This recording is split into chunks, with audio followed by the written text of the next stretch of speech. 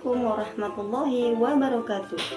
Saya Kurniati SPD IGR, Guru SMA Negeri 1 Simpang Kiri Kota Sebulu Salam, akan menyampaikan materi tentang bimbingan counseling dengan judul Mencegah Bullying di Sekolah. Apa itu bullying? Bullying adalah segala bentuk penindasan atau kekerasan yang dilakukan dengan sengaja oleh satu orang ataupun sekelompok orang dengan tujuan untuk menyakiti dan dilakukan secara terus-menerus. Lalu, apa saja jenis bullying? Yang pertama adalah bullying verbal. Merupakan bully yang dilakukan secara lisan seperti menghina, mengejek, melabel dengan bahasa-bahasa yang tidak baik. Yang kedua adalah kontak fisik secara langsung. Ini mudah dilihat dan mudah ditandai. Bagaimana contohnya? Memukul, menolak, mendorong, menyepak, itu adalah tindakan bully yang dalam bentuk kontak fisik secara langsung. Yang ketiga adalah bentuk nonverbal langsung. Bagaimana pula contohnya? Bentuk nonverbal langsung ini tidak berupa mengejek dengan kata-kata dan tidak dengan menyentuh, tetapi dengan menghina dan mengejek dalam bentuk perilaku atau sikap seperti melihat dengan sinis, menjulurkan lidah, dan lain-lain. Jenis bullying yang keempat adalah cyberbullying. Apa itu? Penghinaan atau pelecehan atau pengejekan terhadap seseorang yang dilakukan melalui media sosial.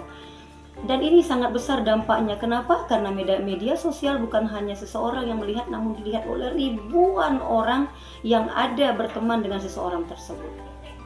Yang kelima adalah pelecehan seksual. Jenis bully ini sangat berbahaya sekali. Jadi, apa contohnya jenis bullying yang berhubungan dengan pelecehan seksual? Mencolek, menyentuh, merayu, melihat dengan pandangan dengan tatapan yang tidak baik, itu adalah hal-hal yang berbau dengan pelecehan seksual, dan ini harus segera dihentikan. Mengapa seseorang melakukan bully? Yang pertama, pelaku bullying biasanya memendam amarah di masa lalu yang belum tuntas, yang belum bisa ia terima saat ini, sehingga ia melampiaskan hal tersebut kepada orang lain dengan cara yang sama. Yang kedua, pelaku bully biasanya kurang mendapatkan perhatian dari orang tua, sehingga mereka mencari perhatian kepada orang lain untuk mendapatkan perhatian tersebut, namun dengan cara yang negatif.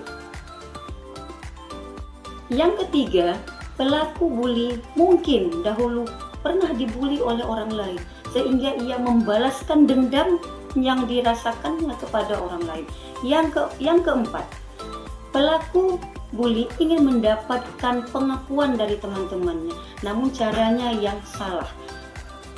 Yang kelima, pelaku bully ingin terlihat lebih kuat, sehingga ia melakukan tindakan bullying kepada orang-orang yang dianggapnya lebih lemah dari dia untuk mendapatkan pengakuan bahwa dia lebih kuat.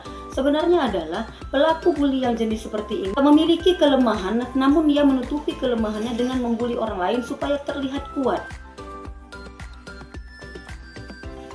Selanjutnya, siapa saja yang menjadi korban bullying? Yang pertama, biasanya yang menjadi korban bullying adalah seseorang yang berbeda dari teman yang lainnya. Di mana perbedaannya itu? Seperti perbedaan fisik, perbedaan status sosial, kaya, miskin. Ini adalah target-target korban bully yang dilakukan oleh pembuli.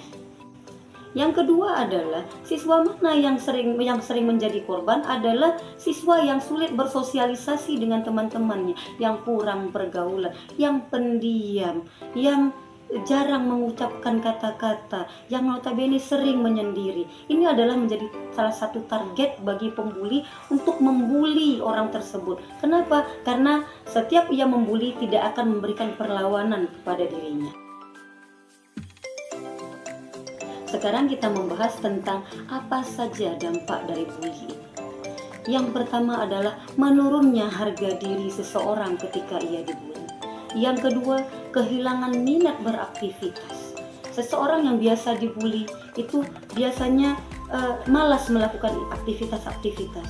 Yang ketiga, orang yang dibully atau korban bully biasanya cenderung melukai diri sendiri karena tidak sanggup menahan bully dari orang lain.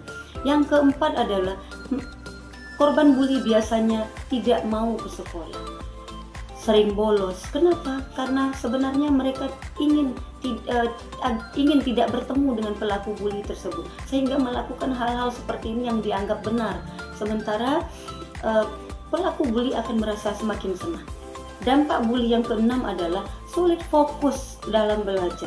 Bagaimana mungkin bisa fokus belajar sementara berada di dalam tekanan-tekanan?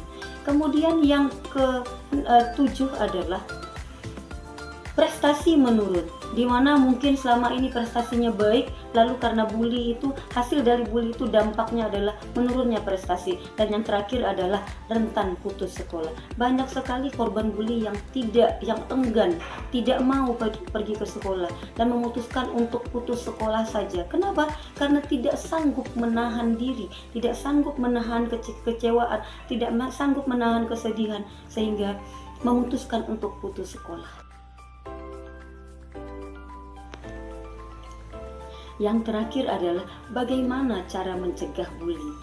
Yang pertama adalah carilah bantuan. Ketika kamu dibully, ketika seorang siswa dibully, carilah bantuan orang-orang terdekat, sampaikan kepada mereka jika kamu tidak bisa menahan lagi dirimu. Yang kedua, menjauhlah dari para pelaku bully, hindari mereka supaya siswa tidak merasa terbeban dengan itu. Silakan jauhi pusat masalahnya. Yang ketiga adalah kumpulkan banyak bukti untuk melawan pelaku bully, agar seluruh siswa terbebas dari perilaku bully. Yang terakhir adalah yang keempat, laporkanlah kepada guru. Apapun yang terjadi kepadamu, jika kamu melihat seorang dibully, laporkan kepada guru supaya semua masalah bully ini bisa kita hentikan. Dan insya Allah laporan yang kamu sampaikan kepada guru-guru akan ditindaklanjuti dengan segera.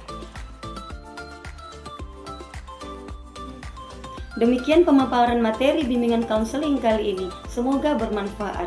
Bagi para korban bully, ayo semangat, ayo bangkit. Kita lawan praktek bully di sekolah. Katakan tidak pada bully.